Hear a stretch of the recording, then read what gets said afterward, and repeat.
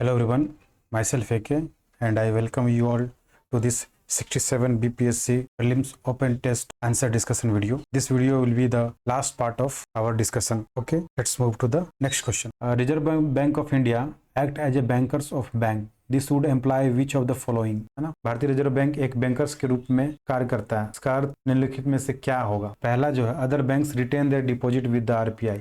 अन्य bank RBI के पास अपनी जमा राशि को बनाए रखते हैं, बिल्कुल सही बात है। और दूसरी स्टेटमेंट जो है, the RBI lends fund to the commercial banks in times of need. Obviously RBI जरूरत के समय वाणिज्य बैंकों को धन उधार देता है, बिल्कुल सही बात है। थर्ड है statement, the RBI advises the commercial banks on monetary matters, बिल्कुल सही बात है, ये भी सही है। RBI act as lenders to the last resort to the banks. RBI बैंकों को अंतिम उपाय में ऋणदाता के रूप में कार्य करता है। नहीं, एक्चुअली में ये करता है, मगर अभी जिस कंटेक्स्ट में क्वेश्चन पूछा गया है उसमें ये स्टेटमेंट जो है गलत है। ठीक है, ये बैंकर्स ऑफ द बैंक है। ठीक है, मतलब ऐसा समझिए, अगर आप किसी बैंक के पास जाते हैं, ठीक है, आप अपने आप को बैंक मानिए और आरबीआई को एक दूसरा बैंक, कमर्शियल बैंक मानिए। ठीक है, आप क्या कर सकते हैं, अपने पैसे को यहाँ जमा कर सकते हैं, इससे पैसे निकाल सकते हैं। ठीक है, और अगर आप कोई सलाह लेना हो तो आप बैंक में जाके बैंक मैनेजर या फिर दूसरे जो वहाँ कोरस्पॉन्डेंट्स होते हैं उनसे सलाह भी ले सकते हैं। ठीक है, वो आपको सलाह भी देंगे कि आपको किस चीज़ में आपको पैसे इन्वेस्ट करने चाहिए, कहाँ नहीं करनी चाहिए। ठीक है, ये भी देंगे। बट कभी आपको, अगर आप कोई फाइनेंशियल क्राइसिस से गुजर रहे हैं,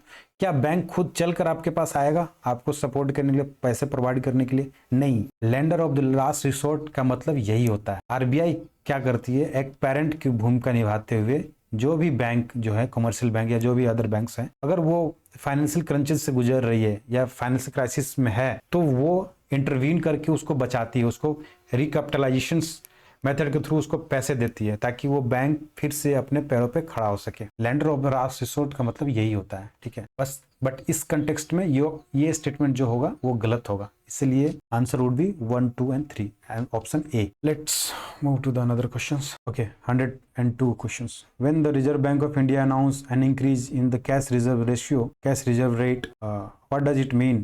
पहला, जब भारतीय रिजर्व बैंक नकद आरक्षित दर में वृद्धि की घोषणा करता है तो इसका अर्थ क्या है।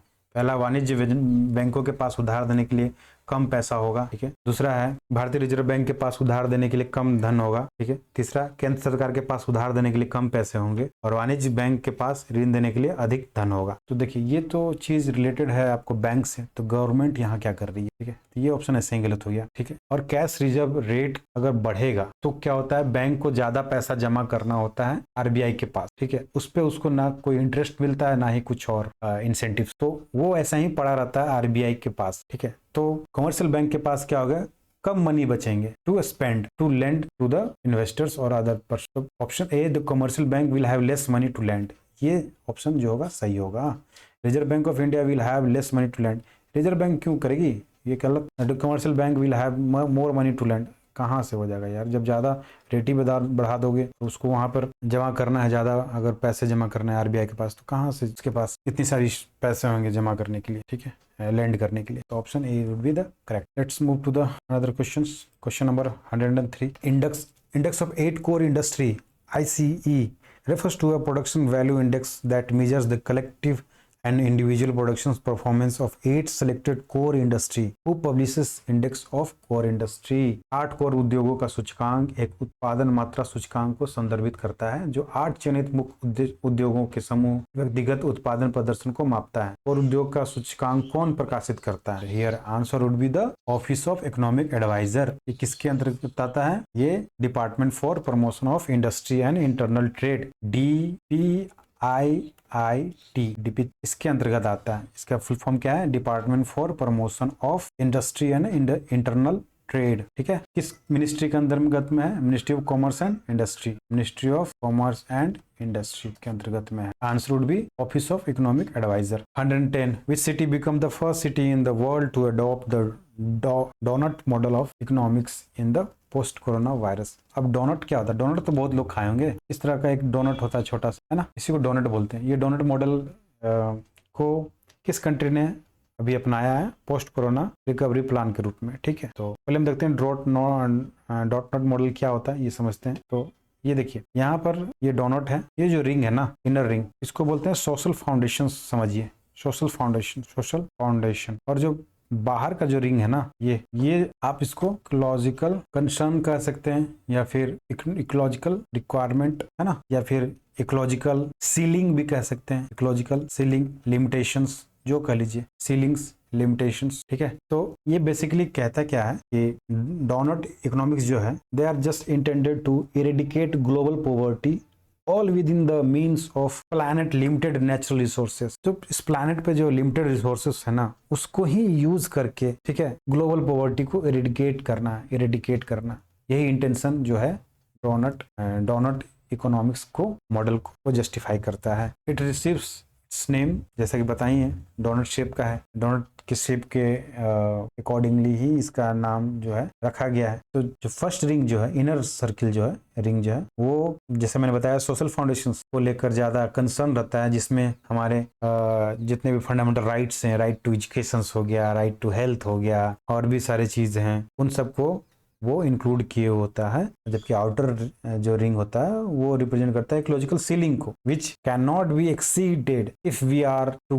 Guarantee the prosperity of humanity. ठीक है, अगर हम लोग को गारंटी करना है प्रोस्पेरिटी को, प्रोस्पेरिटी किसकी, ह्यूमैनिटी की प्रोस्पेरिटी को गारंटी करना है, तो हमें जो इकोलॉजिकल या फिर जो नेचुरल रिसोर्सेस हैं उसको विद इन में रख के ही एक लिमिटेड तरीके से, सस्टेनेबल तरीके से हमें उसको यूज करते हुए आगे की ओर अपने प्रोग्रेस को बढ़ाना है। ठीक है, यही जो मॉडल है वो डोनट मॉडल कहलाता है, इकोनॉमिक मॉडल कहलाता है। मैं अभी आपको एक थोड़ा सा इस पे एक में मैंने इमेज भी रखा है को दिखाने के लिए, वो मैं दिखाता हूँ। ये हाँ, ये इमेज है, यही डोनट इकोनॉमिक मॉडल है। देखिए इसमें सोशल फाउंडेशन जो है, इनर सर्कल में सोशल फाउंडेशन क्या क्या है, water availability, energy, network, housing, gender equality, social equality, जितने भी फंडामेंटल राइट्स से रिलेटेड चीज़ें हैं ये इसमें फॉल करती है, बिलोंग करती है।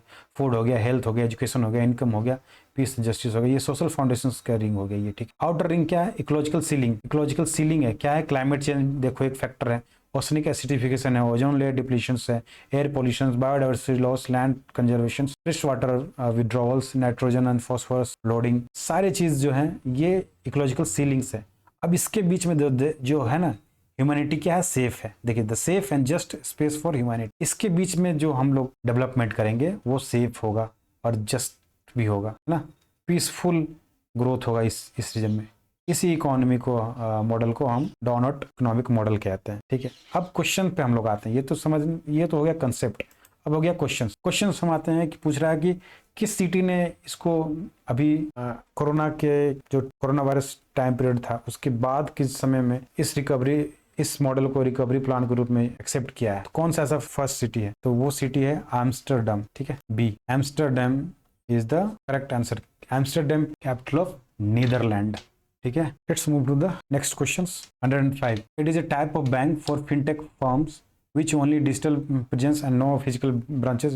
They provide banking services such as saving accounts, instant loans, credit cards, mutual funds and fixed deposit. तो ये जो कह रहा है वो है कि यह एक फिनटेक फॉर्म के लिए एक प्रकार का बैंक है जिसमें केवल डिजिटल उपस्थिति है, फिजिकल प्रेजेंस कहीं नहीं है ना। वे बचत खातों, त्वरित ऋण, क्रेडिट कार्ड, म्यूचुअल फंड, सावधि समाज जैसे बैंकिंग सेवाओं का उपयोग प्रदान करते हैं। तो कौन सा ऐसा बैंक है इसमें, तो ये बैंक जो है नियो बैंक, इनको फिनटेक बैंक बोलते हैं, fintech bank, fintech form bank भी बोलते हैं। ठीक है, तो neo bank is the right answer.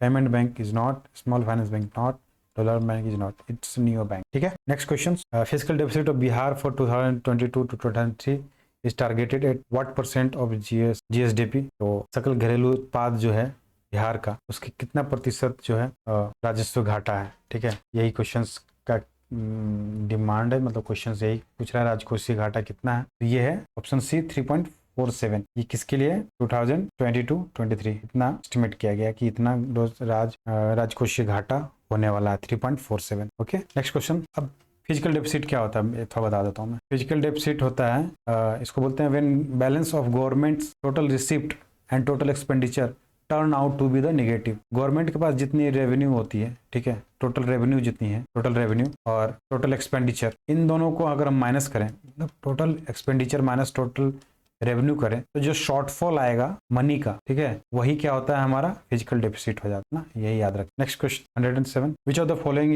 Is are not a part of 7 निश्चय योजना, लिस्ट पार्ट 2 ऑफ बिहार। ठीक है, तो ये तो काफ़ी इजी क्वेश्चंस हैं, आप लोग जानते होंगे। ये इसमें वुमेन एम्पावरमेंट से रिलेटेड कमिटमेंट किया गया है। क्लीननेस सिटी एंड विलेज ये भी किया गया है। इरिगेशन ये भी किया है। टेलीकॉम कनेक्टिविटी ये नहीं किया गया। टेलीकॉम कनेक्टिविटी नहीं किया गया, सिर्फ रोड कनेक्टिविटी की बात की गई है। रोड कनेक्टिविटी है, तो D option is the incorrect one. तो आंसर हो जाएगा क्या? डी, क्योंकि नॉट पूछ रहा है ना, not a part of. Answer is D. और भी अदर हम लोग देखेंगे तो इसमें जो अदर 3 निश्चय जो है वो है फिफ्थ निश्चय जो है वो progress of youth power in Bihar. 6th है हेल्थ केयर फॉर ऑल, और 7 जो है ऑलरेडी मैंने बता ही चुका है, सिटी और विलेज क्लीननेस। इसमें दोनों एक्चुअली में दोनों सेपरेटली मेंशन किया गया है, सिटी के लिए अलग और विलेज के लिए अलग, बट मैंने कंबाइंडली यहाँ पर दे दिया था ऑप्शंस में, cleanliness among the cities and the village. ये टोटल 7 हो गए, ठीक है। तो ये 7 निश्चय योजना है Bihar. Next question 108, as per the Bihar budget 2022 and 23 announcement, in which city of the Bihar would become the IT city? ये बिहार बजट से उठाया गया क्वेश्चन है। अगर आपने पढ़ाया तो इसको इजीली आंसर कर देंगे। Answer would be the Rajgir. Rajgir is the right answer. Next question जल्दी जल्दी करते हैं अब हम लोग। 109, government of Bihar has signed an agreement with the home to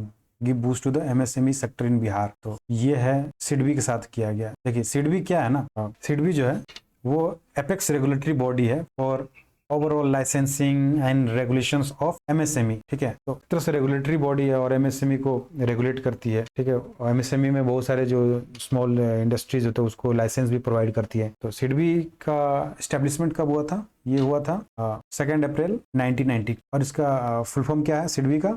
small industry development bank of India, ठीक है ना। नाबार्ड को देख लेते हैं। नाबार्ड की एस्टेब्लिशमेंट कब हुई थी? ये 1982 में हुई थी, जुलाई 12, ठीक है। ये एपेक्स रेगुलेटरी बॉडी है और overall regulations of RRB and apex cooperative bank in India, इनको रेगुलेट करती है नाबार्ड। इनको करती है आरआरबी को और cooperative bank. Answer would be B, SIDBI. Next question is total NPA of Bihar in 2021 was what? It was 11.8। ये था मार्च 2021 की बात बता रहा हूँ। वहीं मार्च 2020 में ये था 14.9, ऑलमोस्ट 15%। देखिए काफी रिड्यूस हुआ है, 11.8% पे आ गया है 14.9%। तो अब ये याद रखेंगे कि 2021 में 11.8% एनपीए था बिहार का। टोटल एनपीए 11.8%, ठीक है। आगे जो नेक्स्ट 10 क्वेश्चन हैं वो मैथ्स से रिलेटेड है। मैं ये समझता हूँ कि आप इन सारे सवाल को सॉल्व कर लिए होंगे। मैं सिर्फ यहाँ पर आंसर प्रोवाइड कर दूंगा, और इन केस अगर आप इसे सॉल्व नहीं कर पा रहे हैं तो आप मुझे टेलीग्राम पे मैसेज कर देंगे, मैं को सॉल्व करके और आपको शेयर कर दूंगा पीडीएफ, ठीक है। अभी मैं सिर्फ यहाँ पर आंसर प्रोवाइड कर दे रहा हूँ, ओके। चलो, तो 111 का जो आंसर है वो है ए। 112 का जो आंसर है वो है सी। 12। नेक्स्ट 113 का जो आंसर है वो है ए है, ठीक है। 114 का जो आंसर है वो है सी। 115 का जो आंसर है वो है ए है, ठीक है। 116 का जो आंसर है वो है आपको सी 1 लाख, ठीक है, ये है 1 लाख। 117 का जो आंसर है वो है बी 4। 118 का जो आंसर है 119 का जो आंसर है वो है बी 1, ठीक है। 120 और 118 का जो आंसर है वो मैं बता रहा हूँ आपको। 118 का जो आंसर है वो है बी 62.5, ठीक है, बी। और 120 का जो आंसर है वो है आंसर सी, ठीक है, ये आंसर सी है। लोग चलते हैं नेक्स्ट क्वेश्चन पर। 121 क्वेश्चन है। The working age population measures the share of working age those age between 15 to 59 generally population in total population of the region. What is the percentage of it in the Bihar? मतलब बिहार में जो population है उसमें ये पूछा जा रहा है कि वर्किंग एज पॉपुलेशन कितना परसेंट है, ठीक है। सिंपल क्वेश्चन है, तो इसका आंसर होगा आंसर बी 53.5%, ठीक है। क्योंकि सेंसस से क्वेश्चन रहता है इसलिए सेंसस से एक क्वेश्चन मैंने यहाँ डाला है, ठीक है। एक क्वेश्चन वहां से दिया गया है, ठीक है। Next question is 122। Currently number of seats in Bihar legislative assembly is fixed at 243 if a delimitation commission number of seats in Bihar legislative assembly is fixed at 243. If a delimitation commission has to be set up to redraw the boundary of the Bihar legislative assembly, just assume it, what would be the maximum number of seats in Bihar legislative assembly? कह रहा है कि अभी जो बिहार में current जो legislative assembly की seats हैं वो 243 सीट। अगर डिलिमिटेशन कमीशन को सेटअप किया गया ताकि फिर से रीड्रॉ किया जा सके बिहार लेजिस्लेटिव असेंबली की कंस्टिट्यूंसीज को, तो मैक्सिमम नंबर ऑफ कंस्टिट्यूंसी क्या होंगी या फिर सीट्स क्या होंगी बिहार लेजिस्लेटिव असेंबली, ये है क्वेश्चन। डिलिमिटेशन कमीशन क्या करती है? ये रीड्रॉ करती है बाउंड्री, ठीक है। बाउंड्री मतलब कंस्टिट्यूंसी को रीड्रॉ करती है on the basis of population, ठीक है। हर एक कॉन्स्टिट्यूशन में सेम पॉपुलेशन होनी चाहिए और इस तरह से जो भी नंबर निकल कर आएंगे, ठीक है, वो क्या होगा, नंबर ऑफ सीट्स होगी उस स्टेट के लेजिस्लेटिव असेंबली की। तो एक हाइपोथेटिकल सिचुएशन लेते हैं। क्वेश्चंस कह रहा है कि एक सिचुएशन लीजिए जिसमें डीलिमिटेशन कमीशन को सेटअप किया गया है to draw boundaries of the Bihar legislative assembly, मतलब कॉन्स्टिट्यूंसी को रीडिफाइन करने के लिए डीलिमिटेशन कमीशन को बिठाया गया है।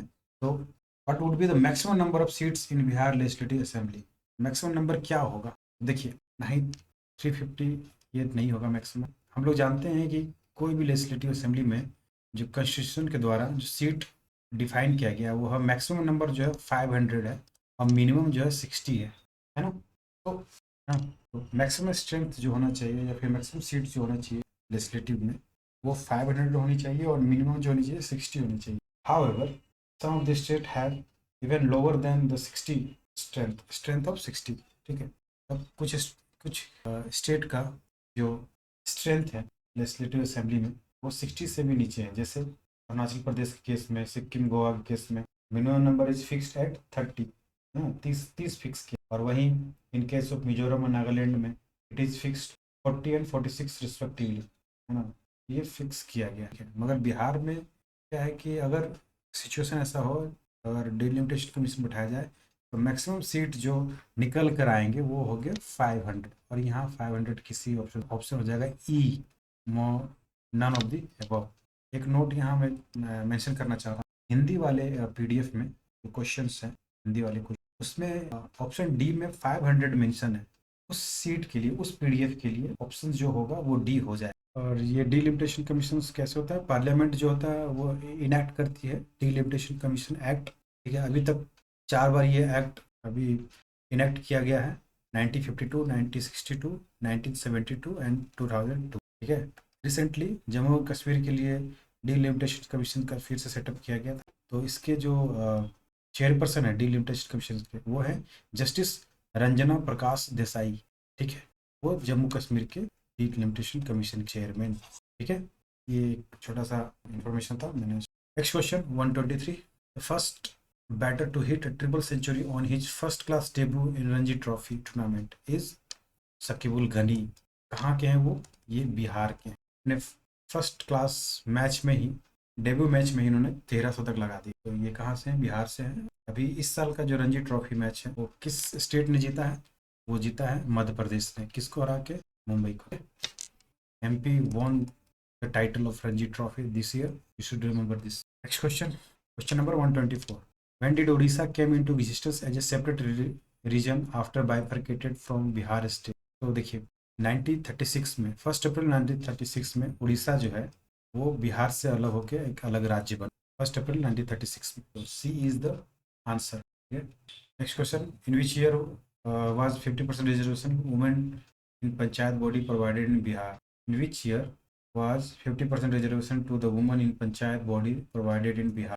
ये रिपीटेड क्वेश्चन है। 67 बीपीएससी जो प्रीलिम्स हुआ था उसमें ये क्वेश्चन आया था। मैंने जस्ट वो क्वेश्चन को यहाँ पे पुट किया ताकि एक तरह से रिवाइज भी हो जाए आपका। क्वेश्चंस इंपॉर्टेंट थे पंचायती राज से, तो answer would be the 2006 correct answer है। 50% रिजर्वेशन जब वुमेन को प्रोवाइड किया गया था इन पंचायत, ठीक है।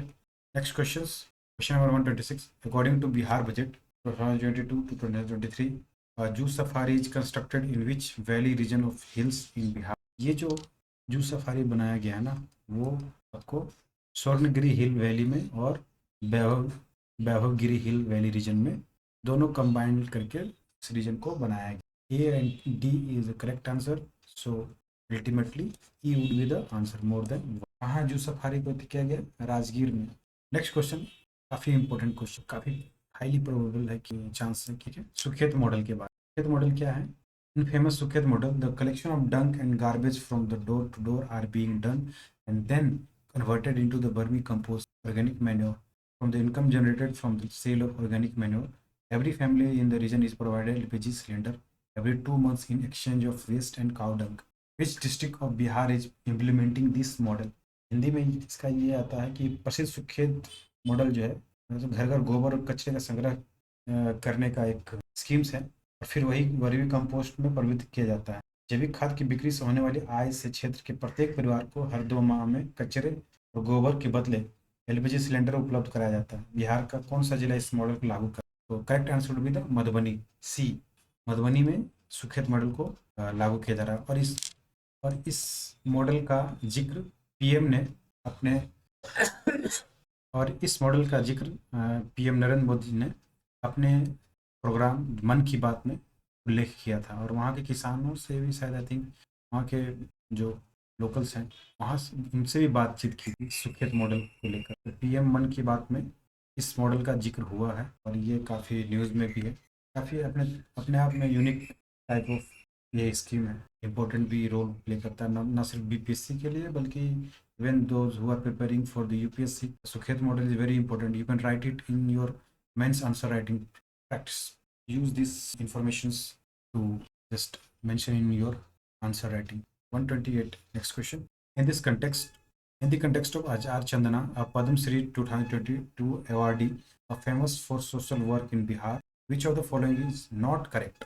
पहला है क्वेश्चन है कि पद्म श्री 2022 से सम्मानित बिहार में सामाजिक कार्यों के लिए प्रसिद्ध आचार्य चंदना के संदर्भ में निम्नलिखित में से कौन सा सही नहीं है? कौन सा कथन सही नहीं है? पहला जो स्टेटमेंट है वो Acharya Chandana is known for introducing the concept of seva service to humanity among the Buddhism community. Acharya Chandana को बौद्ध धर्म समुदाय के बीच सेवा की अवधारणा को पेश करने के लिए जाना जाता है। तो पहली बात, आचार्य चंदना जी बुद्धिज्म कम्युनिटी से बिलोंग नहीं करती, वो जैन कम्युनिटी से बिलोंग कर। यहाँ पर यही एक फॉल्ट था, जैन कम्युनिटी बुद्धिस्ट, यहाँ जैन होगा, बस इतनी सी changes. Acharya Chandana belong to the Amar Muni Sampradaya which is the only Buddhist monastic lineage to have promoted a nun to the rank of acharya. Again, not Buddhist, it's Jain monastic. आचार्य चंदना अमर मुनि संप्रदाय से संबंधित है जो एकमात्र बौद्ध धर्म मठवासी वंश है जिसने एक नन को आचार्य के पद पर प्रोन्नत। तो ये बुद्धिज्म मोनास्टिक नहीं है, जैन मोनास्टिक है। तो ये भी स्टेटमेंट जो हो गया गलत है। थर्ड है विरायतन, ठीक है। Virayatan a religious organization based on the principle of Buddhism, again not Buddhism, it's Jainism, ठीक है। Jainism was also founded by Chandana in 1974। बाकी करेक्ट है, बाकी के स्टेटमेंट करेक्ट है, बट क्या है कि ये बुद्धिज्म से नहीं जैनिज्म से बिलोंग करती हैं, जैनिज्म कम्युनिटी से बिलोंग करती हैं। तो तीनों स्टेटमेंट गलत हैं। और इसमें पूछा गया है कि कौन सा सही नहीं है, ठीक है। इसमें 1 2 सही नहीं है, 3 भी सही नहीं है। उसका आंसर हो जाएगा मोर देन ई, ठीक है। Next question 129।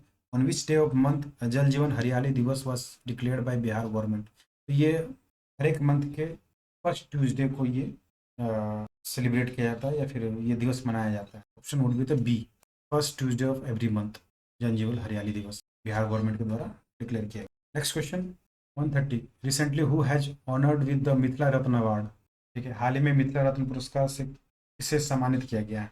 The answer is Krishna Kumar Thakur, option A Krishna Kumar Thakur. Who won Ramanujan prize for young mathematician award 2021 के लिए जो अवार्ड मिला गया वो मिला है डॉक्टर नीना गुप्ता, सी नीना गुप्ता। और ये नीना गुप्ता जो है वो इंडियन स्टैटिस्टिकल इंस्टीट्यूट कोलकाता से है। She is only the 4th Indian to ever win this award from developing country by International Centre for Theoretical Physics in Italy in December. ये सिर्फ 4th इंडियन है जो इस अवार्ड को जीती। और ये अवार्ड किनके द्वारा दिया जाता है? ये अवार्ड दिया जाता है international Centre for Theoretical Physics in Italy, ठीक है। इनके द्वारा दिया जाता है, ठीक है। अभी तक ये 4th इंडियन है जिन्होंने ये प्रेस्टिजियस अवार्ड को अचीव किया है। याद रखेंगे doctor Neena Gupta. Next, who has not won major Dhyan Chand Khel Ratna award 2021। Question number 132 में कह रहा है कि इनमें से किन्होंने major Dhyan Chand Khel Ratna award 2021 receive नहीं किया? सुनील छेत्री जी को मिला है, कृष्णा नागर को भी मिला, अवनी लेखे, रवीना बरगोहेन को भी मिला है। सुनील छेत्री जो जिस खेल से बिलोंग करते हैं वो है फुटबॉल। कृष्णा नागर जो है वो पारा बैडमिंटन है, ठीक है, पारा बैडमिंटन। और अवनी लखेरा जो है वो है पारा आपको शूटिंग। और जो लवलीना बरगोहेन है वो है बॉक्सिंग। और इन चारों ने ये अवार्ड को जीता। मैंने पूछ रहा है हु हैज़ नॉट वॉन, तो नन ऑफ दी एबव, ठीक है, नन ऑफ दी एबव है आंसर, आंसर ई है ना। मेजर ध्यानचंद खेल रत्न अवार्ड का नाम, पहले नाम जो था राजीव गांधी खेल रत्न अवार्ड, ठीक है, उसको चेंज करके last year I think change करके मेजर ध्यानचंद खेल रत्न अवार्ड रखा गया है, आप इसको याद रखेंगे। Next question is 133, which state become the first state in India to have its own ethanol policy. कौन है भाई, इनमें से कोई नहीं, all are wrong. Bihar is the right answer, तो नन ऑफ द अबव, क्योंकि ये बिहार से था और काफ़ी इंपॉर्टेंट था, इसलिए मैंने जानबूझकर यहाँ पर ऑप्शंस में नहीं डाला, क्योंकि बहुत काफ़ी समय क्या होता है प्रिडिक्टेबल हो जाता है इसलिए, और ये काफ़ी इंपॉर्टेंट भी है और फर्स्ट भी है, फर्स्ट स्टेट है बिहार को, अगर मैंने ऑप्शंस में नहीं रखा। नेक्स्ट क्वेश्चन 134, ठीक है, 134 is India has not 2+2 dialogue with which of this country. Japan के साथ है, ऑस्ट्रेलिया के साथ है, रशिया के साथ अभी रिसेंट भी हुआ है, यूएसए के साथ भी है, चारों के साथ इंडिया का 2+2 डायलॉग है। 2+2 डायलॉग में क्या करते हैं कि फॉरेन मिनिस्टर, इंडिया के foreign minister plus defence minister talk करते हैं, मिनिस्ट्रियल लेवल टॉक होती है to home with other nations, वहाँ के वहाँ के फॉरेन मिनिस्टर एंड क्या डिफेंस मिनिस्टर से, इन दोनों के बीच में मिनिस्ट्रियल टॉक होती है ना, इसी को 2+2 डायलॉग बोलते हैं, यहाँ के दो मिनिस्टर्स और वहाँ के। ऐसा जो डायलॉग है किन किन कंट्री के बीच में है, तो ऑप्शंस में जो दिए गए हैं ऑस्ट्रेलिया, जापान, रशिया, इन सब से इंडिया के साथ 2+2 डायलॉग्स हैं, तो इसका आंसर हो जाएगा, पूछ रहा है हैज़ नॉट, क्वेश्चन पूछ रहा है हैज़ नॉट सबके साथ, इसलिए none of the E option, ठीक है। Dhokra art, Dhokra art is famous art of which state. Dhokra art जो है ना, ये काफ़ी ट्रेडिशनल आर्ट है और काफ़ी पुराना है, और इसका इस क्राफ्ट को है ना डिस्कवर किया गया है कहाँ से, मोहनजोदारो और हड़प्पन सिविलाइजेशन के जो रेलिक्स हैं, अवशेष हैं, वहाँ पे ढोकरा क्राफ्ट को ऑब्जर्व किया गया, मिला है, डिस्कवर किया गया है। अभी ये प्रेजेंट टाइम में ढोकरा आर्ट किस स्टेट में काफ़ी फेमस है, वो है छत्तीसगढ़, या तेलंगाना और आंध्रा के कुछ रीजन में भी है, मगर मेजरली जो है छत्तीसगढ़ के रीजन में, छत्तीसगढ़ स्टेट में पाया जाता है, इसको आप याद रखिए। नक्काशी करते हैं, बहुत अच्छी खूबसूरत के साथ नक्काशी करते हैं ढोकरा आर्ट की, मैं आपको दिखाता हूँ पिक्चर।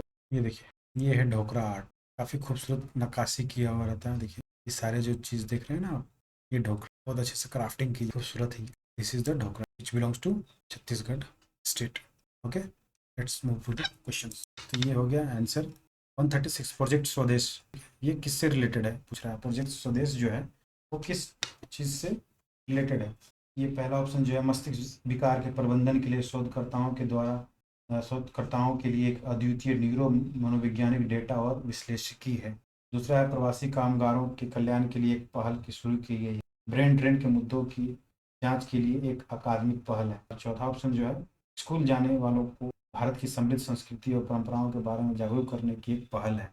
तो करेक्ट आंसर वुड बी, देखिए ऑप्शंस को इस तरह से सामने प्रेजेंट किया गया है ताकि you will get confuse, so that आप कंफ्यूज हों, इसलिए इस तरह से काफ़ी कुछ क्वेश्चन को फ्रेम किया गया। स्वदेश से क्या समझोगे, बहुत लोग सोचेंगे कि यार अभी माइग्रेंट वर्कर जो आए हैं, ये इनिशिएटिव लिया गया हुआ है, या फिर स्वदेश है तो कुछ अपने देश से रिलेटेड कुछ बातें होंगी उसमें मेंशन, स्कूल के बच्चों को शायद हो सकता भारत के दर्शन और फिलोसफीज या फिर परंपराओं से अवगत कराने अवेयरनेस प्रोग्राम चलाया जा रहा हो, या फिर ब्रेन ड्रेन जो होता है, जो यहाँ के लोग पढ़े लिखे लोग धरती या इंडिया को छोड़ के बाहर के फॉरेन कंट्री में जाकर वहाँ पर या जो प्रोफेशंस को कैरी ऑन करते हैं, तो ब्रेन ड्रेन कहा जाता है, उस चीज़ से रिलेटेड होगा। बट इन सब को गलत करते हुए जो ऑप्शंस है वो है option A, option A. Project स्वदेश जो है ना, वो एक क्या है, रिलेटेड है न्यूरोलॉजिकल डिसऑर्डर से रिलेटेड है ये चीज़।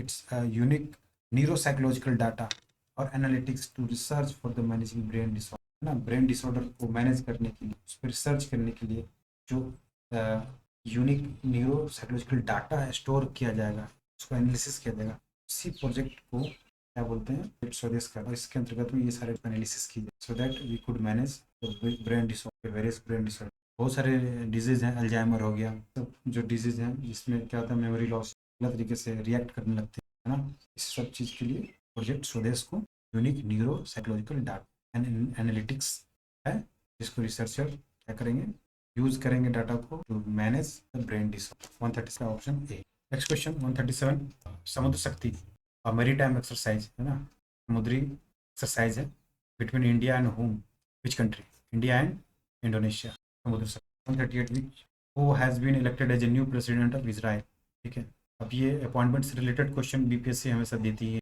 और चूंकि इसराइल काफ़ी अच्छा पार्टनर है इंडिया का, एक अच्छा दोस्त है, तो इससे रिलेटेड क्वेश्चन भी यहाँ फ्रेम किया गया है। नफ्ताली बेनेट क्या है, अभी करंट पीएम है अभी इसराइल के। ऑप्शन ए नहीं होगा, ऑप्शन ए नहीं होगा। बाकी के जो हैं वो प्रेसिडेंट है, बट करंट प्रेसिडेंट जो अभी इलेक्ट हुए हैं वो हैं Isaac Herzog. Isaac Herzog is the current president of 139 who has been elected as president of 77 session of UN General Assembly. अभी 7 जून को ही इलेक्शन हुआ है, जस्ट एक महीना पहले। और इसमें जो 77 सेशन के लिए जो प्रेसिडेंट इलेक्ट किए गए हैं वो हैं Csaba Korosi, Csaba Korosi. Option B is the new president of 77th session of UN General Assembly. ठीक है, next question 170 sorry next question 140। The global minimum corporate tax is G20 OECD tax framework. ठीक है, which mandates 15% tax on global operating companies such as Google, Facebook, etc. India, China, along with 130 countries have joined it when it is set to come into force। मतलब पूछ रहा है कि जो global minimum corporate tax introduce किया है वो किस वर्ष से लागू हो जाएगा, ये पूछा है। अब बाकी इसके बारे में जो इन्फॉर्मेशन दिया गया वो सही है कि 50% टैक्स ग्लोबल ऑपरेटिंग कंपनीज पर लगाए जाएंगे। ठीक है, सच एज गूगल पे या फेसबुक पे, है ना। ये और ये जो टैक्स है वो G20 OECD टैक्स फ्रेमवर्क के अंतर्गत ही आएगा। तो हम लोग देखते हैं कि क्या इस तरह के टैक्स जो इम्पोजिंग फ्रेमवर्क है, क्या इंडिया ऑलरेडी बनाया है, इंडिया ने इम्पोज किया है इन सारे ग्लोबल ऑपरेटिंग कंपनीज पे। तो yes, India has done that in earlier utilization levy के रूप में।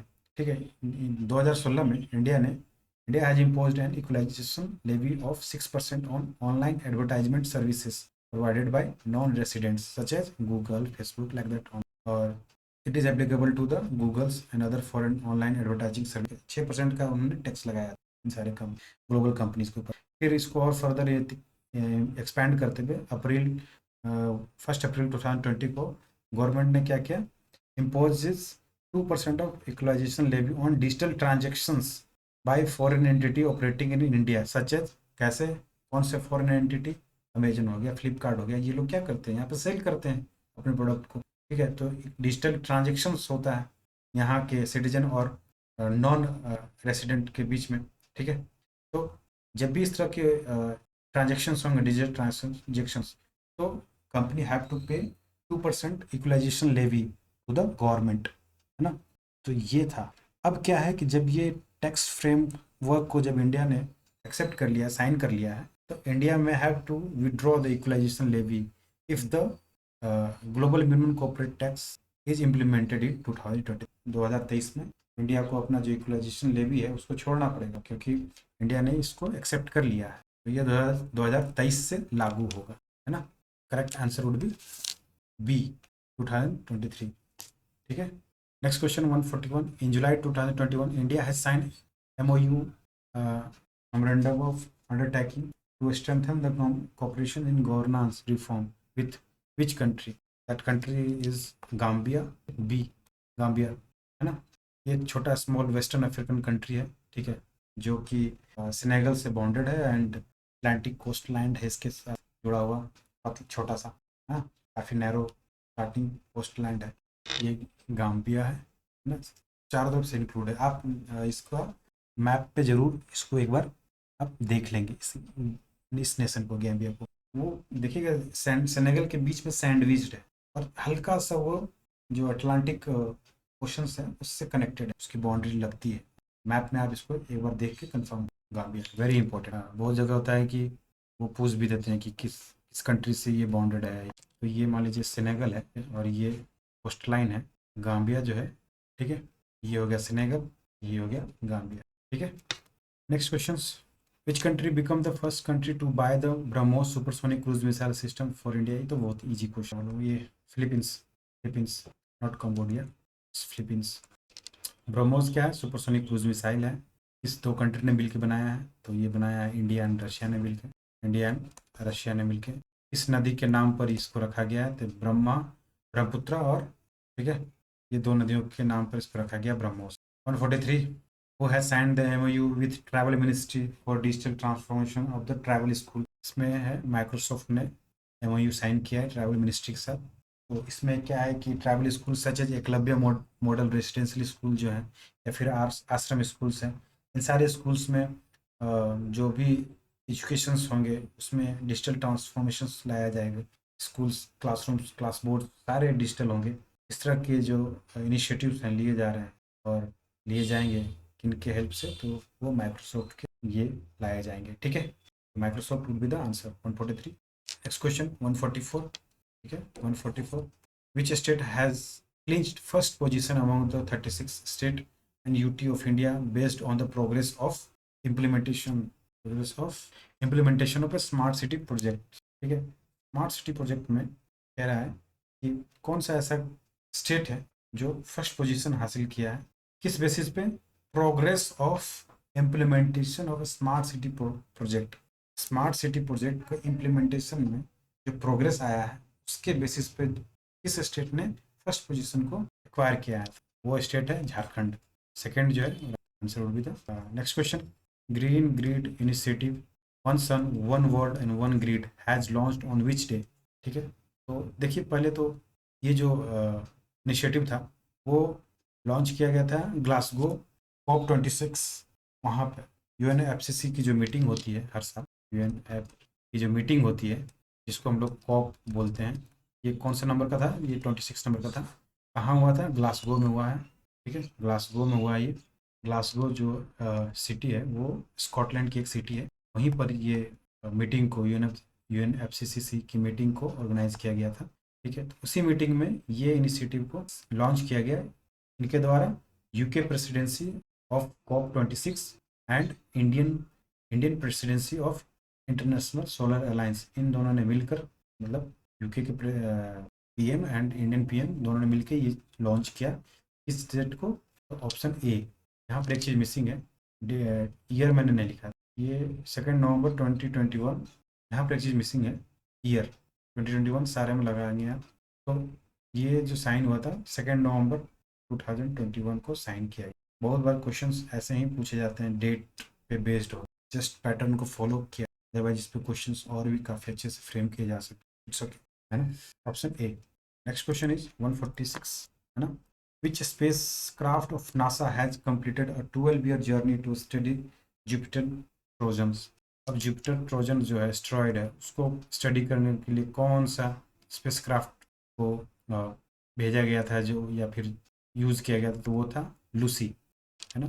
Option C is the correct answer. BepiColombo जो है वो European Space Agency and Japanese Space Agency की क्या है, कंबाइंड मिशन है, जो क्या करेगा, मरकरी की स्टडी करेगा, ठीक है। मरकरी, नासा नहीं है इसका, ये कौन है, European Space Agency and Japanese space agency. Orion क्या कर रहा है, ओरियन को हम लोग नासा यूज करेगी ओरियन का आने वाले अपने आर्टेमिस प्रोग्राम के लिए। आर्टेमिस प्रोग्राम आप लोग जान ही रहे होंगे, आर्टेमिस प्रोग्राम क्या है। आर्टेमिस प्रोग्राम जो है इसमें है कि ह्यूमन स्पेस फ्लाइट प्रोग्राम है to explore the moon. NASA human space flight program को लॉन्च करने वाली है, so that they could go to the surface of the moon and there they will explore the. इसमें एक female astronaut भी हो, first time कोई female astronaut land करेंगी मून के सरफेस। अब इसको याद रखिए, NASA Artemis. Option D, Osiris जो स्पेस क्राफ्ट है वो लॉन्च किया गया था नासा के द्वारा, वो study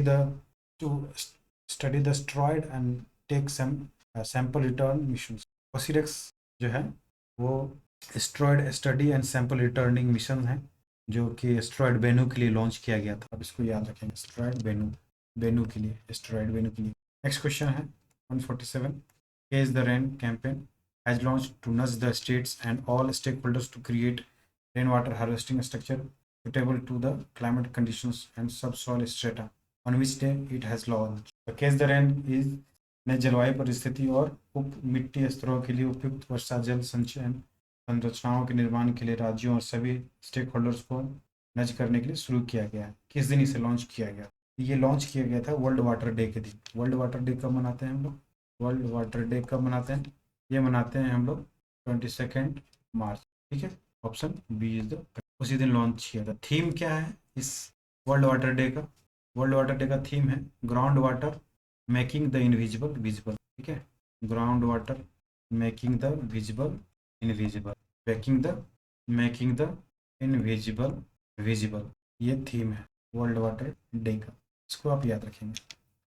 next question, what is the rank of Bihar? What is the rank of Bihar in logistic index LEADS? LEADS का फुल फॉर्म क्या है? Logistic ease across the different states. और ये रिलीज किया गया था नवंबर 2021 को। इसमें बिहार का रैंक क्या इंडेक्स? बिहार का रैंक जो है 19th रैंक है। टॉप किसने किया है? टॉप किस स्टेट ने किया है? तो वो है गुजरात। ठीक है, 2018 में इसे लॉन्च किया गया था, बट बीच में कोरोना वायरस के फैलने की वजह से इंडेक्स को रिलीज़ नहीं किया गया।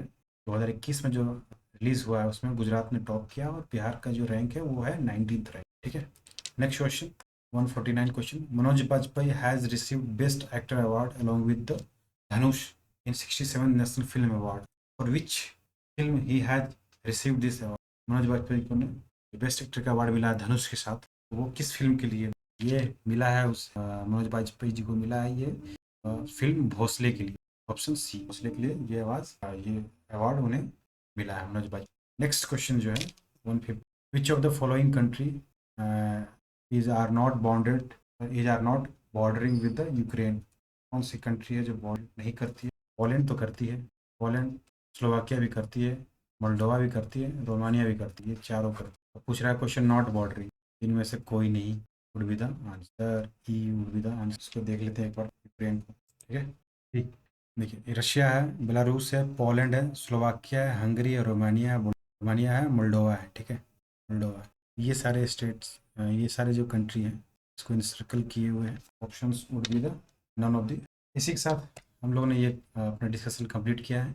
इसमें कुछ अगर करेक्शन करने की आवश्यकता है और आपको लगता है कि कुछ चीज़ जो मिसिंग है और वो करेक्ट करने की ज़रूरत है, तो आप मुझे प्लीज़ इन्फॉर्म करें इस चैनल पर, या कमेंट करके इन्फॉर्म करें, या फिर मुझे मेल करें इस ईमेल आईडी पर, या फिर टेलीग्राम पर मुझे मैसेज करें। टेलीग्राम चैनल दिया हुआ है, या फिर जीमेल मेरे ईमेल आईडी उस पर मैसेज करें इस, और ये इस लिंक पर ये वीडियो अपलोड है। Those who are not attempted the paper, वो पहले पेपर अटेम्प्ट करें, फिर उसके बाद वो ये चीज़ समझते ही होंगे। इसी के साथ ही इस सेशन को हम लोग यहीं पर रैप अप करते हैं। Please do like, share and comment on this video. Please subscribe this, most important. Thank you.